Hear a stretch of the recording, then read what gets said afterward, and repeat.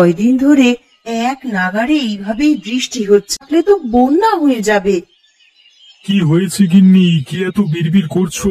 মাছ না ধরা হলে সংসার চলবে কি করে? এভাবে বর্ষা বাদলা চলতে থাকলে তো না খেয়ে মরতে হবে আমাদের সবাইকে।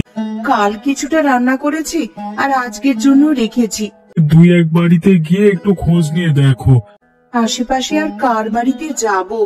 তাহলে তুমি দুটো গমের আটার রুটি বানাও গিন্নি।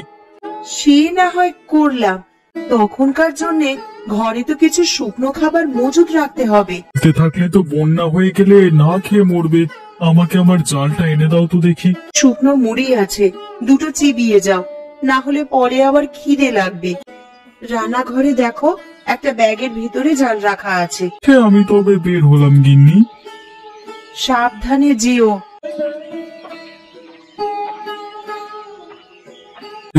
কিছুদিন হলো কেবল ধান তুলেছি।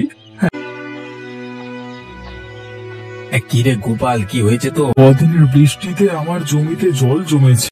আমিও তো আমার জমি দেখে এলাম, আমার জমিতেও তো জল জমছে রে গোপাল। তার উপর আমাদের চাষিদের যদি এই অবস্থা হয় তাহলে মানুষ খাবে কি আর বাঁচবে কি করে? আমরা তো ফসলের আশায় কত কি বিসর্জন দিই, আর শেষকালে যদি ফসলের এমন হাল দেখি।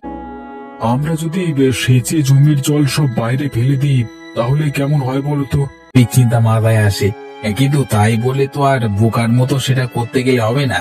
আকাশে রোদ উঠলে এই জল শুকিয়ে যাবে, তখন আবার ফসল বোনা যাবে যদি এগুলো নষ্ট হয় তো। আকাশের যা হাবভাব দেখছি তাতে করে মনে হয় না এই বৃষ্টি এত সহজে যাবে। একটু সুযোগ পেলেই হলো। এই তো খেলাধুলো তোমার সহ্য কেন হয় না বলো তো মা? কাদামাটি মাখিয়ে আসিস, এই বৃষ্টি বাদলা দিনে আমি জামা কাপড় শুকাতে দেবো কোথায়?